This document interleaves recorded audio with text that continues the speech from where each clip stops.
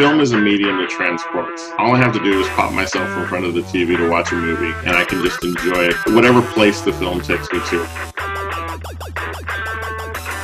Movies have always been an escape. It gives you a whole new world to be in. I have a rekindled love affair with movies.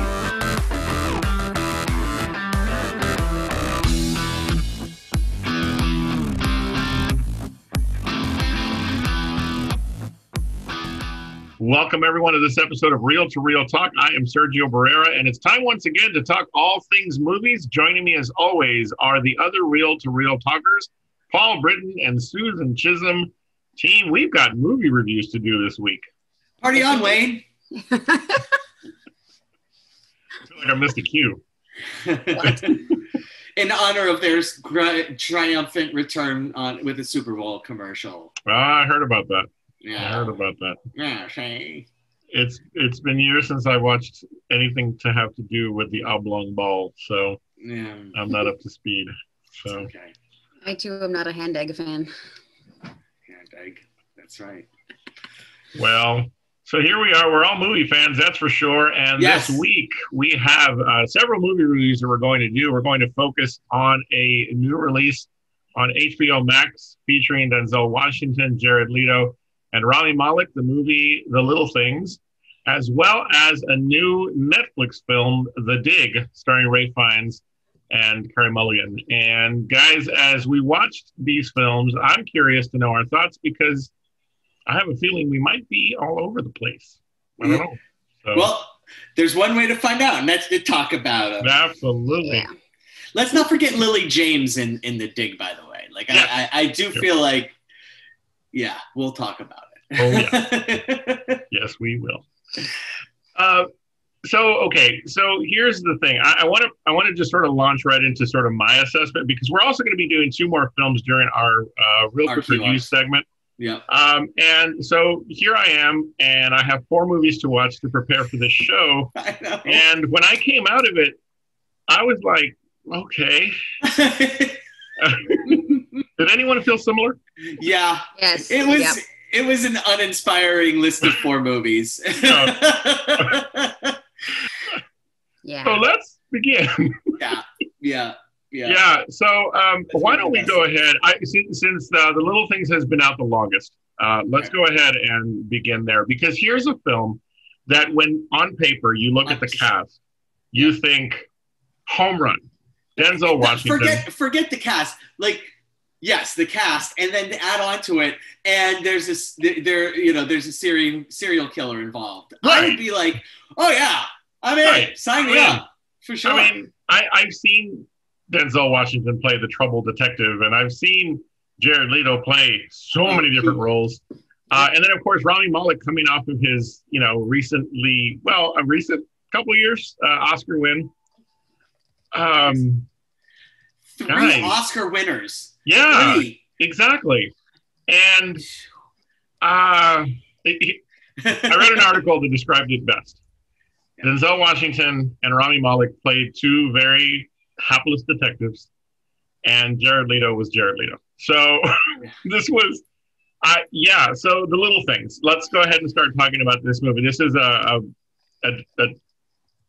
crime thriller. Yeah. Story is you've got an aged cop and maybe not new, but younger and more energetic, more verve cop that team together to try to solve a mystery. And Jared Leto presents them with their prime suspect. Yeah. Guys, where did this, in your mind, where did this movie go wrong? Or am I assuming what you thought? No, it did go wrong. Yeah. It did go wrong. Oh yeah. No, it was to me, okay. You guys know I'm not the movie watcher of the group. Yeah. I'm very, very far behind the times. However, I can tell you I saw this movie. I've seen it before. Yeah. A number of times. Yeah. Like it's a formula and it's overdone. Yeah. And it doesn't matter who you put in front of it. It doesn't matter if you have, Denzel Washington, if you have, Tom Cruise, if you have, you know, anybody who's played in an action role before or has played in the Troubled Cop before, you already know where the movie's going. You already know what's going to happen. I already knew before we even got to the ending where they were unveiling what's going on and why he's this way. I'm like, this is exactly, like, I already knew. Yeah. And I think it never took off for me. It didn't go wrong. It never went in the first place. Yeah. And it's set in the 90s and it feels like it was made in the 90s. Like it just, and honestly, it was written in like 1990 and they wanted to make it in 1990 and it just never got off the ground. And then for whatever reason, whatever happened, they got it off the ground. They got it, you know, they got the funding, boom, boom, boom, and they make it. They kept it in the 90s because having a cell phone would have just changed, like most things on the planet, having, you know, most movies, having a cell phone changes everything. Sure. And it just, it feels like a dinosaur. It feels like they just brought a dinosaur back to life. And it's just like, yeah. Really? Denzel, come on. Yeah, I mean, there's the old phrase, phoned it in. And that's how I felt Denzel Washington came off in this movie. He's very uninspired. I think he was playing the troubled cop, but he's been there before, and it just didn't seem like there was an effort. And the problem, one of the biggest problems I had with this film was the casting of Rami Malek. Part of it is, I mean, it's not his fault that his features skew him so young, but I just didn't buy him in this role. I had a lot of difficulty. Rami Malek is not the best at gravitas. He's stoic, he does real well. But there's a line that he can't quite seem to hit. And it just really took me out of the film, as he was supposed to be, you know, this sort of cocky, you know, cop on the upward swing of his career, Denzel on the downward swing of his. And it just, that partnership, it was like they were trying to recreate Seven, but only got to about 5. Sing. Good one. Yeah. I mean, I agree with you about what you said with. Oh. Did I miss something? I missed something. Yeah, you did. Jesus. I was celebrating the zing. Wow.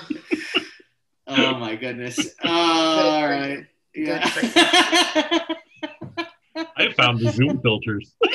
Anyway, are you going to be a cat like that? But that's what inspired me. Okay, sorry. So what I was saying, I don't remember what I was saying. We love he's not. I don't think that that Rami Malek was the right choice. No, I don't think anybody's the right choice. I'll just throw it out there. I just like, don't think it was I mean, he did. He's creepy as fuck as it is. So yeah. No, Jared Leto did a fantastic job of being Jared Leto. I'm saying that character is just so blah. Gotcha. That honestly, just put somebody in there that we have no expectations of, and doesn't need to actually play somebody. Just put somebody in there that this would be perfect for Kevin Costner, like if he were 30 years younger, or, you know, like it feels like a Kevin Costner role where like you don't really actually act, you just kind of are there and you're just doing things. And like that's what Kevin Costner does. Yes, I don't like Kevin Costner. Ready for the Costner thing. But like genuinely, it feels like a Kevin Costner role. It feels like in 1990 this was written for Kevin Costner. Okay.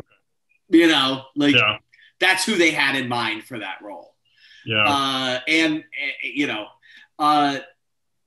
the other part of it, and it's got to be said, is, you know, I think we're beyond the point in the planet now where we want movies where cops get away with murder and there's not major repercussions to that. Like if we're going to show cops getting away with murder, there has to be something more going on, you know, like there's got to be something more. And this is just, no. Yeah, that's a good point. In this climate with everything that's going on right now, that wasn't a smart move. No, not at all. It tried to be redemptive, but it just fell short. So this film of the four began what is going to be a recurring theme on these four, and that is that it took a while. It was very slow. And thus it just was really this incomplete package that just for me didn't work. Here on Real to Real Talk, of course, if you watched for long enough, you know that our rating system works on a taco basis. A movie can get a maximum of 5 tacos plus guac if you feel like you got to give it a little extra. So as we begin our tour de force of movie reviews today, for the little things, Paul, we'll start with you, then Susan, then myself. What would be your rating for this movie based on our Real to Real Talk taco scale? I'm going with 2 tacos, and they both go to Leto. Denzel and Rami, they're not allowed to have any. It's just for Jared Leto. They have to watch. Yeah. Gotcha. Susan? I was going to say 2 tacos also. I wasn't going to get that detailed on on the kind of tacos and who gets what. I can't just give a good, simple rating. That's no fun. That's true. Yeah. So I'm going to go with a boring 2 tacos. Yeah. And how about this? They don't have any seasoning at all. The meat has just been browned and drained, and that's it. Oh no, that's perfect. Ground beef tacos with nothing. And they use cheddar cheese. No. Not even shredded American cheese. Shredded. Well, I like American cheese. So. Or no, they took the square and they like. What's that stuff called? The knockoff brand of Velveeta. Oh. And it doesn't melt very well, but it kind of does. But it kind of there's a like plastic version of Velveeta that doesn't melt well. I don't want to know about it. Oh yeah. Oh yeah. I love how, Susan, you started by saying you weren't going to go that deep into your. I changed my mind. I have the right to change my mind. Yes, you do. Absolutely. I am fine, well, it's a hat trick for me. 2 tacos is the most I can give it. I wanted so hard for it to get to 3, but it just didn't get there. So 2 tacos all around for the little things. You can find it on HBO Max. And it's got me ready for whatever's coming next on HBO Max because this wasn't the one. So, all right. Netflix also released a movie that same week, a movie starring Ralph Fiennes, Carey Mulligan, and Lily James. No, did I say the right name? Yeah. Yes, I did. I was like, did I just name Harry Potter's mother? And that's Lily Potter. Never mind. The movie is called The Dig, and I didn't dig. So let's begin. I'll be honest with you, Sergio. I thought you were going to like this one. Not love it. Just enjoy it. Like I thought you would be like, oh, I kind of liked it, but I'll probably never revisit it. But I liked it. So the term "dig" for me is like, I dug it. It was. Oh, okay. Gotcha. I liked it. All right. Yeah. Okay. Yeah. That's I'm going to start with Susan this time, and then we'll go to Paul, and then we'll come to me. Cool. You already know what I'm going to say. I do. You both already know what I'm going to say. Oh, talking. That movie was talky as fuck. That was talking in the talker sense. Yeah. People were talking and not saying any goddamn thing. Not true, but okay. No, I mean, I didn't pick up on it. Like to me, it was at a point where I was like, I started it later in the evening because I was like, the trailer looked kind of neat. I was like, oh, well, maybe, all right, whatever. So I started it later in the evening, and I was watching it, and I was kind of like, oh, I'm so tired. We've got to be like almost done. And no, I was watching it with somebody else, and they said, we've got to be almost done. I said, no, we're not even halfway through the movie yet. And sure enough, where it was paused was at about 30 minutes in or 40 minutes in. And I was like, we still have over an hour of this movie to watch. Oh my God. And it was like, okay. There was a lot of talk. There was a lot of talking, but it was in very hushed tones. Yeah. That's what it was very British. Felt like. It was just kind of like, okay. And like I was expecting something else to happen, anything else to happen. Yeah. And to be fair to the movie, it is based on a true story. Oh yeah.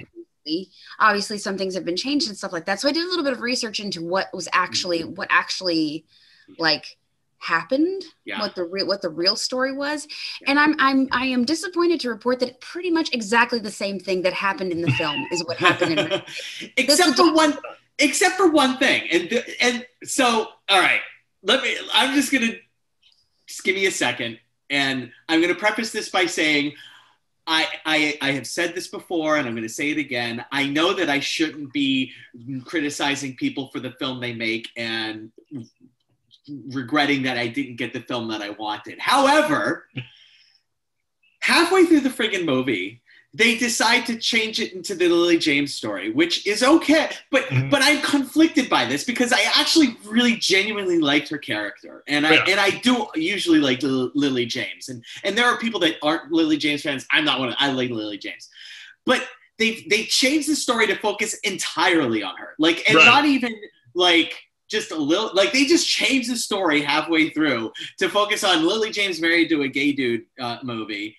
And it's like, oh, like literally there should have been like a record scratch, like when you're, like they realized we were falling asleep. Right. Yeah. It's like, what, okay. What, is this the same movie that I was just...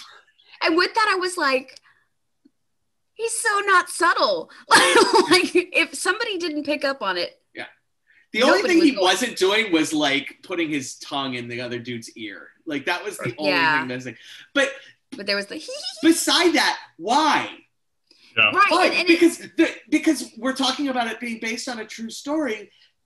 Because nothing happened. Like, nothing happened in real life. There's nothing that they had to add that in there because, like Sergio said, we were falling asleep. We were distracted by talking. World War II's starting up. You're telling me that they couldn't have built in the World War II story better, and because that would have been because then it would have turned it into a completely different like war story, and then people would be like, I don't watch it. It's not cool. But that would have been better. Like it would have been better. It would have been so much better. I would have given anything for an explosion or a car accident or something. Yes.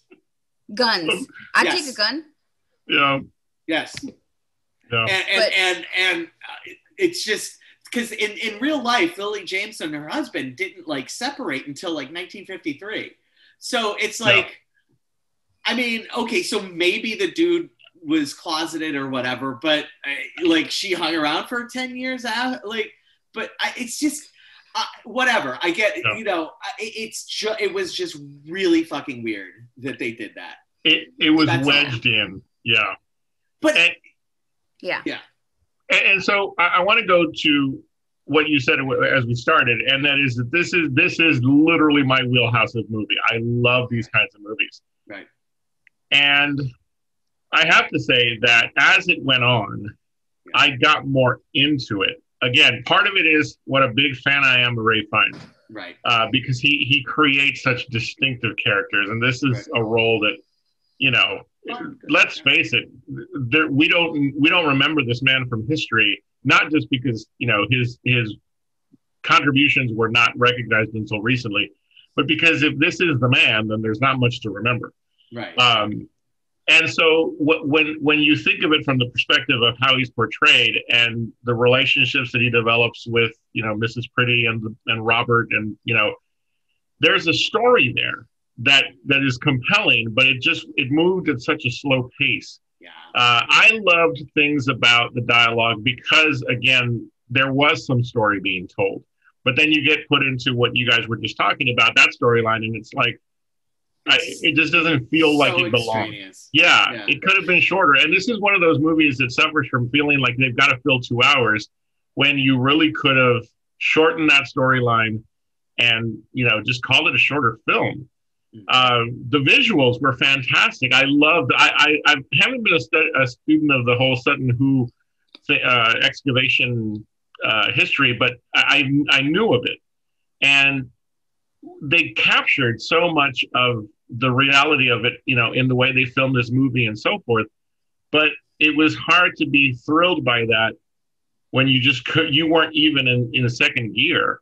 Yeah. Because the movie moved at the pace that it did. And so this was a tough watch, but one I really wanted to like more. Yeah. And I could forgive the pacing if they didn't just like change the movie in halfway through. Gotcha. Like honestly, Yeah. like that decision is just utterly baffling.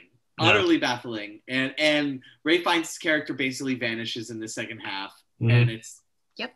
what? Yeah, exactly. Yeah. Gee, Raggy. As much as they tried to emphasize the illness of Mrs. Pretty, Yeah. by the time we come to, what happens, it's like, oh, that's right, she was sick. You kind of forget some of what's going on. Yeah. And And Ray Fiennes and his relation with his son, that was fantastic. That was really good. Why can't we explore that? Why is that not enough to carry the movie? Why do we need a fantastic Lily James character just going off on a tangent? It's like, I don't know. Yeah. Yeah, and I think to me, combined with the slow pace and combined with the what just happened and who are you and where is everybody else that we already know and familiar with, the ending felt like the ending felt like it was like trying really, really hard, maybe too hard, to continue to pull the emotional string for you. Yeah. To tie it up into a bow, like when you pull the rabbit ears apart but then you pull it too hard and one of the loops come out and you just have a knot and a loop and then it's horrible. You have to completely start over. They should have just started over. Are you talking about the scene where he has his mother in the ship? Yeah. The little boy. Yeah. Okay. I was like, come on. Yeah. Okay. But it was too late for that. It was, exactly. I mean, so for me personally, like I said before, it's super talky and I got really bored and I lost interest. And yes, I was following the story, but I was also like, are we done yet? Like, how much more of this movie? Because I gotta return to books to the library real quick. Like, I could probably do that and not miss anything. All right. Well, there we go. The Dig by Ray Fiennes. Paul, get us started on ratings. How many tacos would you give The Dig? Like, it's 3. It is just 3. Gotcha. It is just 3. Just 3. Just 3.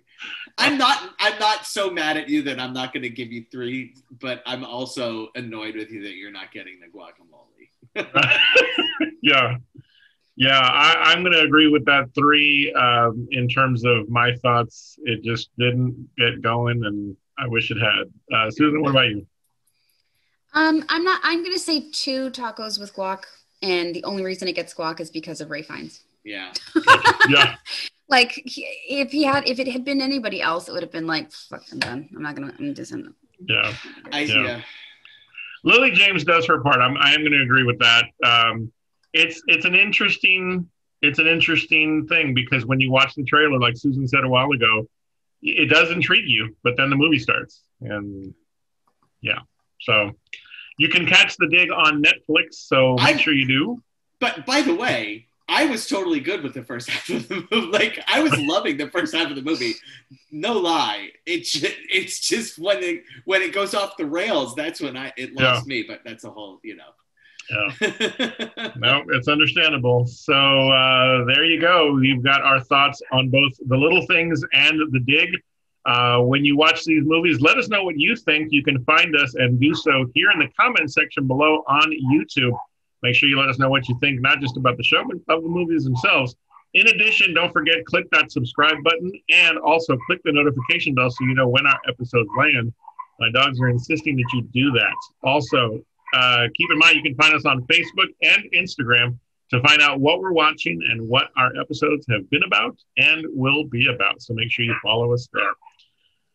Okay, we are now at this week's segment, and like always, with bated breath, I turn to Paul and I say, Paul, it's time for What the Hell Did I Just Watch? Yes. So, flashback 1 week ago, we had Netflix roulette, and I got a movie from 1979 called The Visitor that wasn't actually on Netflix. However, I read the synopsis of the movie and I was like, oh, this is definitely going to be a What the Hell Did I Just Watch, because this movie sounds bonkers. And it is. Okay, so the movie's called The Visitor. It's directed by Michael J. Paradise. Real name, Julio Paradisi, an Italian gentleman who worked on 8.5 with our friend Fellini from last week. Yeah, and so this is not 8.5. So I'm going to go to Tubi. I should have had this queued up. I want to read the synopsis for Tubi because it's going to do a much better job of anything I could do for it. So just give me 1 second. Here we are. Okay, so in this unforgettable assault on reality, yes, it is definitely unforgettable, and it is definitely assault on reality. Legendary Hollywood director actor, although he doesn't direct this, John Huston. So, and yes, John Huston is in it. So you get to have the dreamy, silky voice of John Huston through, sprinkled throughout the movie, which is awesome. Stars in as an intergalactic warrior who joins a cosmic Christ figure in battle against a demonic 8-year-old girl and her pet hawk. While the fate of the universe hangs in the balance, multidimensional warfare, pre-adolescent profanity, and brutal avian attacks combine to transport the viewer into a state unlike anything they've experienced. Again, factually correct. I'm telling you, this is the greatest synopsis I've ever read in my entire life. And I'm not done yet. Oh no, I'm not done yet. Somewhere between hell, the darkest reaches of outer space, and Atlanta, Georgia. Again, factually correct. 100% about what this movie is about. The Visitor fearlessly fuses elements of The Omen, yes. Close Encounters of a Third Kind, again, yes. The Birds, definitely. Rosemary's Baby, most definitely. The Fury, which I've never seen, and even Star Wars. Yeah, there's totally homages to Star Wars in this movie. Creating the most ambitious of all 70s psychedelic mind warps. Its baffling all-star cast includes Shelley Winters, who's just like, oh my God, Glenn Ford, who plays from Superman, who plays the editor of the newspaper. Lance Henriksen, who is from Aliens, who plays Bishop in Aliens. Fantastically odd and weird in this fucking movie. Franco Nero from Django, which I haven't seen. And and legendary director Sam Peckinpah shows up as well. In the movie. This movie is completely bonkers. This movie, like everything I just read is exactly what this movie, my favorite part is somewhere between hell, the darkest reaches of outer space, in Atlanta, Georgia, because that's exactly what's going on. It's so weird. So this little 8-year-old girl who's just the worst fucking person on the planet, like just right off the bat, you know she's the spawn of hell because of how horrible of a person she is at 8, okay? Has sort of like the Rosemary Baby sort of an Omen things going for her, and can make things happen that she wants to happen. It features in the opening 10 minutes, about 8.5 minutes of the first 10 minutes takes place at an Atlantic Hawks basketball game. Bishop, who is the adoptive father of the Hellspawn, owns the basketball team, and we're not sure where he gets his money from. Apparently, that's a big deal because he recently purchased the team, and they spend 8 minutes on the game. Like the basketball game has absolutely nothing to do with the rest of the movie, but they literally spend 8 minutes on what transpires in this basketball game, rather than just fast forwarding to the part where the little girl makes something horrible happen in the middle at the end as part of the game. We needed 7.5 minutes of build up of basketball excitement before it gets to that. And then we find out that that Bishop from Aliens, who the media is asking, where do you get your money from? He is being sponsored by an intergalactic evil cartel of some kind, and that's where he's getting his money from, as long as he manages to get the girl to help the intergalactic evil cartel. and the movie goes from there. And the at one point, Perry from Superman is investigating a murder. Yes, the little girl did it, and he tries to interview the little girl. Yes, help, absolutely. At one point, he tries to interview the little girl, and she will have none of that. And so he asks her a question, or he asked her, where did you put blah blah blah? I don't remember exactly what it is. And she said, I put it up your ass, and then runs off. Wow, this is a perfect one for your segment. This movie is so fucking weird. I can't.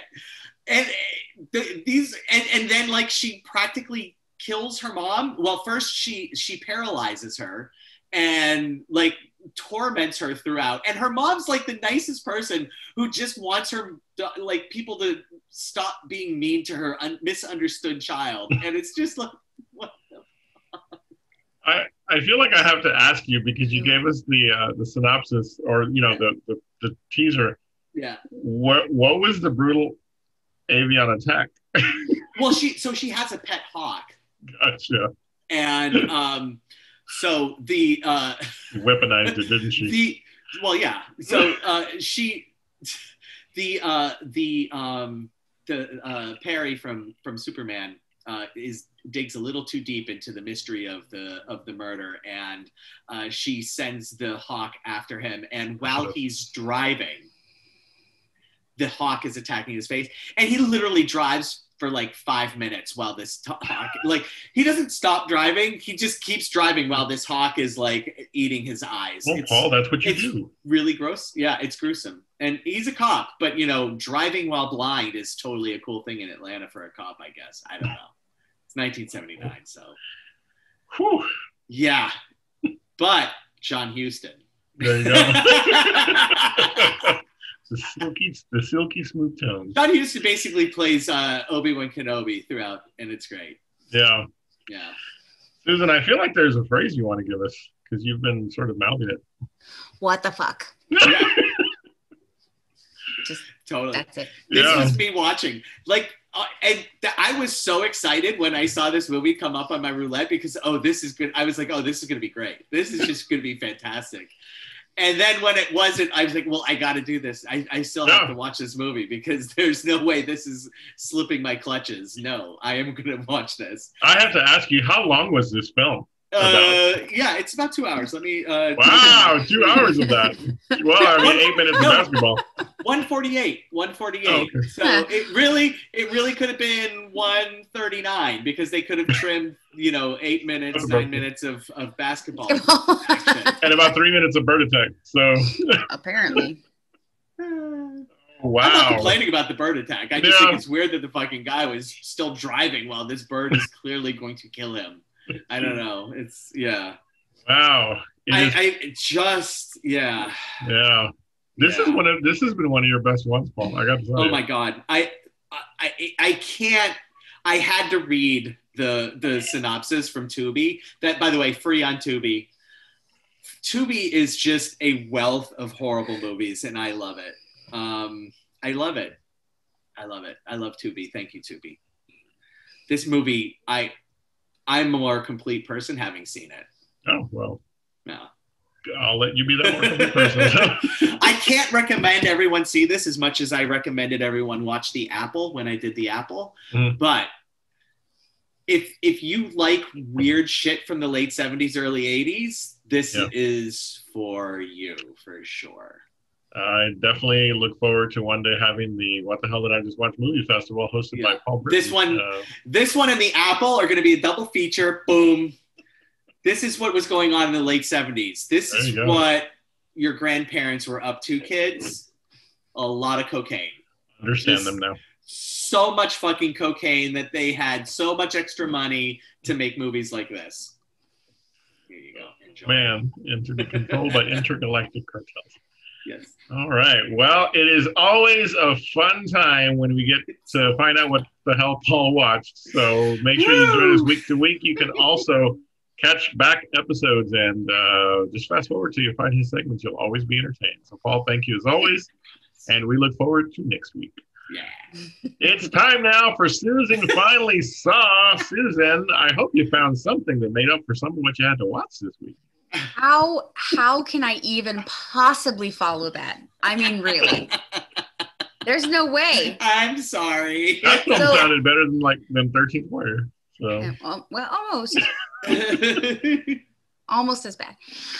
So I watched a movie, and I watched it about like Tuesday or Wednesday of last week, and I was like, yeah, I'm super happy, I'm super proud of myself, and completely like I was ready for it. And then I realized that I didn't actually watch a movie. I dreamed that I had watched a movie, and I remember telling Sergio, I was like, yeah, I watched a movie, and I can't remember what it was called, but it was really cool and it was awesome. And he's like, well, what was the movie? And I'm like, I don't remember.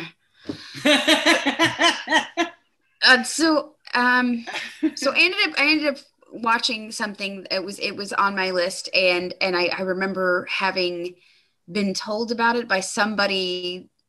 So I watched Hot Tub Time Machine. What the fuck? Oh my! You know what though? It was actually pretty funny. I laughed more. I laughed more than I thought I was going to, because I read it and I was like, really. Yeah. But no, it was funny. I liked. I think that the way that they did everything was really good. I think that it was a little cheesy at times. But that's sometimes what you just want when you want to laugh, and you just get something super cheesy and call it a day. No. It was cheesy. Yeah, I'll agree with that. Hub Time Machine. Didn't need a sequel. Why? But it has one. That's what I'm saying. It's a shame that it does. That's one of the series we need to do is movies that should not have had a sequel, but they do, like The Matrix. Zoolander. Did you? The 13th Warrior. I don't. First think of all, there's no sequence. Yes. But I That's can't not the believe you just 14th said Warrior. He would know. he's the 14th Warrior. I think I heard you say The Matrix. And I'm going to leave that right there because we don't have time. You better. We did a whole podcast on that. Just go to our fucking archive and With you. Sergio, you weren't there. You didn't need to be there. But she's saying it didn't need a sequel. Oh, right. I know. Mm. It's the whole conversation. Mm. But hey, Hot Tub Time Machine. So there you go. Yeah. Does not need a sequel. Yeah. We should make you watch it. So, Susan, thank you so much for sharing your film watching journey with us. We look forward to hearing more and more as you continue to go down this road of weird and wacky movies. And we should have you work off of Paul's list sometime. Let's not. No. Hard pass. What a crossover that would be. There you go. Oh, look at that. There's a list. I love it. Going back to this again. No. Oh, you want me to continue watching movies, right? Yeah. So no. I get it. Well, it is now time for my real-time rewind. This month we said we would talk about courtroom dramas. And in this segment, week to week, I just tell you about movies that I want to remind you are out there so that if you haven't seen them, make sure you do. And if you have, watch them again. Courtroom dramas is the theme this month. I just want to remind you about a fantastic film called Philadelphia. I know it's come up recently, but I had to include it on this list. There's just something to be said for, again, we heard about Denzel earlier. This was not the Denzel of The Little Things. This was Denzel in a fantastic turn as an attorney in this movie. Of course, Tom Hanks playing the main character. And if you haven't seen it, it is worth the watch. I don't know that it has the same impact as it did back then when it was released during the AIDS epidemic. But where I think it ages well is it really shows us, I was going to say how far we've come in relation to how we treat people, but unfortunately, I don't think I felt that way after watching it again. And but it does stand up as a very good film. worthy of all the accolades it received and awards and such. And yeah, so make sure you catch Philadelphia if you haven't, and if you have, watch it again. Enjoy it. And speaking of Denzel in courtroom dramas being better than The Little Things, he's even better in Pelican Brief. Come on. Oh, yeah. No, that's a great point, because so many people missed that one. Yeah. Yeah. Yeah, the Pelican Brief is good. Geez. Yeah. And there's lots of talking in that one, Susan. You'll love it. I've seen it. Oh, okay. Yeah, I love it. Yeah, no. Ooh, The Firm. All of those John Grisham films, for me, have always hit. I love it. I could just see you like planning a John Grisham like film watching marathon. Like, yeah. I need more popcorn. Absolutely. Thank you for the idea. I know what I'm doing this weekend. That's right. I got time to film. No, you don't, because we have a shit ton of movies to watch. This is true. This is true. This is true. All right. Well, don't forget, you can find us on Facebook and Instagram. Check out what we're watching, what we watched. Make sure you check us out on Podbean and Spotify, where you can find the audio versions of our show, and you can catch up on all the episodes that we've done from beginning to end. And also here on YouTube, don't forget, click that subscribe button if you haven't already, and also click the notification bell so you know when our episodes land. And remember, we like likes, so click that like button. And let people know that you love watching the show. And there's been a couple of recent subscriptions, if my texts are true. So we thank you for that. And we hope to continue to grow the show and grow along with you. It is time now for real quick reviews, as we have 2 more films to look at. And Paul, get us started. Where are we going next? Shit, man. That's going to be the title of this episode. Let's start with Bliss. Yes, please. So on Prime, a movie came out with one of the Wilsons. I'm going to say Luke. No, Owen. Anyway, Owen. Yeah, and Selma Hayek. Yes, mm-hmm. And that's all I can say about it. It's weird. It just didn't work. I really wanted to like this movie, even like as I'm watching it, and I'm thinking I just want to like this movie, and it just never. Even in the last minute, like literally the last minute of the movie, I'm like, please, just I really want to like this movie, and it just never gets there. I'm sorry, Sergio. I feel bad. I was the one that brought this one to the table, and it just didn't work for some reason, and I can't put my finger on it. But I can. Okay, go ahead. Look, let me show you just by image. Okay. Is that really it? Yeah. That was me. Listen, whoever. But it shouldn't be. No, it shouldn't be. Here's the problem. Here's the problem with the film. I was about to say fantastic premise. Good premise. Yes. Good premise. Like the premise. But it did so much to confuse us. Because there should be a delineation so that you know what is reality and what is not. I don't need you to have me. They were so. I don't think they wanted you to think that they were like, Listen, I'm a pretty savvy movie watcher. Yeah. When you're trying to prove to me that I'm not, I get offended. Okay, and I'm being more dramatic than I should be, but. This movie floats between this notion of forcing you to try to figure out, what is real? And I'm like, well, you've got me to a point where I don't give a shit, because it's just so confusing, right? Yeah. And then you try to throw some heart into it. No, the whole storyline about the daughter, I wanted to like have my heart torn over that, but by the time it all played out, I was like, I don't really care. I don't care. And I'm sorry, listen. There are roles that Salma Hayek can pull off. She is a talented actor, but this one, she played into the habits that have hurt some of her movies, and that is the overacting, over dramatic, portrayal that just makes you go, I don't care. And then Owen Wilson can't always be Owen Wilson. But he can, and I don't mind if he is. But it was just such a. It didn't. I didn't care about anybody in this movie. My biggest problem is there's no motivation for Right. anyone in this movie. Yeah. There's no motivation for anyone to do anything in this movie, and There's a line. There's a line 2/3 of the way in the movie where he says, "I don't want to go back," and I'm like, "I don't want you to." Yeah. Let's land this plane. Literally 5 minutes later, it's like, "All right, fuck it, I'm going back." Right. What? Why? Yeah. This movie made me mad. What changed? What changed? I was eating breakfast and I got mad. You got mad? I didn't get mad. I was sad. I was genuinely sad. Did you have you seen What Dreams May Come? Yes. Susan, have you seen What Dreams May Come? All right, put that on the list. Mm-hmm. I really want you to see that movie. I love that movie. It's fantastic. It's beautiful. Put it on your list. Do you like that movie, Sergio? I do. It is good. Okay, good. Yeah. I think she'll like it. This is what happens if What Dreams May Come had no point whatsoever.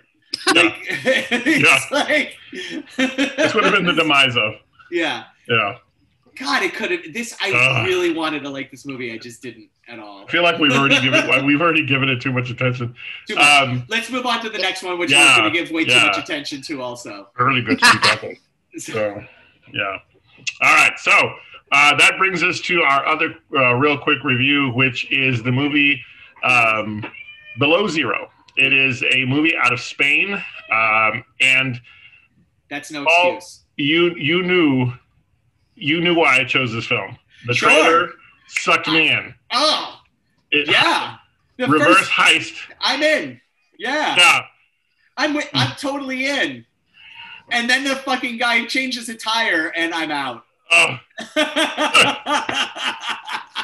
I was so excited by this film, and I loved the way it was going. There was a lot of good character interplay, very interesting characters. You know, they're prisoners on the story is there is a prisoner transfer happening. No. Yeah. Con Air on a bus. Right, in Spanish. In Spanish. But then, oh man, I don't want my action movies to have this, like, I don't know, man. I mean, I felt so heartless when this one was over because I was like, I should care more. But so much of it didn't make sense. No. Yeah. When you as the antagonist turned protagonist have more information than you should. Yeah. When you know too much. Yeah. And there's no way you should, and they try to force that story forward, I'm out. And when you're able to change the tire on a super heavy... Thank you. No, time out. Not change a tire. When you're able to change 4 tires on a super heavy duty rig without any sort of heavy machinery or whatever. Yeah. And not just do it, but do it in like you're the father from A Christmas Story where you're breaking records. With no one noticing. No one in the no one on the bus noticed everything. Here's the way I would sum it up. Everything in the bus, A-okay. Everything outside of the bus, sucked. What? Yeah, it just fell apart. It fell apart, and I was so sad because the trailer is phenomenal. And so the guy is a stormtrooper when he's shooting at everybody except for one person. Oh my God. He can shoot one person really well, but everybody else. It was bad. Oh my God, this movie sucked. Susan, I almost messaged Paul and apologized, but I'm like, nope, I'll wait for the show. I made you watch Bliss, so it's totally. We really should. We got each other good on this one. Yeah, we canceled each other out. Why did all 4 of these movies that we were reviewing for this be like? Next time I get to pick the real quick reviews. Oh man, we have 2 supposedly decent ones coming for you next week. They do look good. Yeah. They do. One has award season buzz all over it. Yeah. But are you going based on the trailer? Because remember what happened when we watched the trailer to that one movie and it was like, oh, this is going to be good. And then we're like, oh, it's an hour and 47 minutes of talking about nothing. No, actually, these 2 look very, Yeah, these 2 look good. Judas and the Black Messiah will be one of our real quick reviews. And Malcolm and Maria? Marie? Yeah, Marie. I think it's Marie. Yeah, Malcolm and Marie will be the... Yeah, I'm excited. Those 2 Should go a long way to make up for this week. Yeah, these 4 movies just not the. Yeah, just when The Dig is the best of the 4 by far, and it's not like even particularly close. Like seriously, not even close. Yeah. The Dig was the best one of the 4. I would seriously watch The Visitor again before ever watching any of these other 4 movies ever again. Yeah, I think it was. And I will never watch The Visitor ever. The closing image of The Dig is a fitting picture of this entire set of movies, which is where they're throwing the dirt back onto the burial mound. Yeah, right. Burying everything. So, but hey, that's why we're here. We're here to watch movies and tell you what we think. We, as always, will qualify by saying, make sure you don't not watch things, as we say. Check them out. Tell us your thoughts. Yeah, Sergio and I just went through 8 hours to save you the time. That's what we did. This would be back in the days. This would have fit perfectly back in the days when you had to go buy a DVD, and we would be like, "We just saved you money. Wait until it comes out on cable." So. Yeah. I think all of these are free. That's the good news. Every single one of these, if you're already pot committed to these services, every single one of them you can watch already. And none of them you should sign up for a service brand new just to catch it. Yeah. Don't, unless you get a 30-day free kind of thing. So even then, wait until there's something good so that your 30 days is meaningful. Yeah. This is true. Well, as always, we've had a great time talking movies here with all of you. Paul, Susan, thank you for everything. Look forward to next week. We have another exciting episode planned. Assignments. Some movie assignments, absolutely. In fact, I think I'm supposed to watch something, right? So we're all supposed to watch something. Yes, we are. I finished mine. 13th Warrior all around. So, no. So until next time, we thank you for joining us. And always, like I love to say, remember, you're awesome, you're amazing, and the world's a better place because you are in it. We'll see you next time on Real to Real Talk. All right.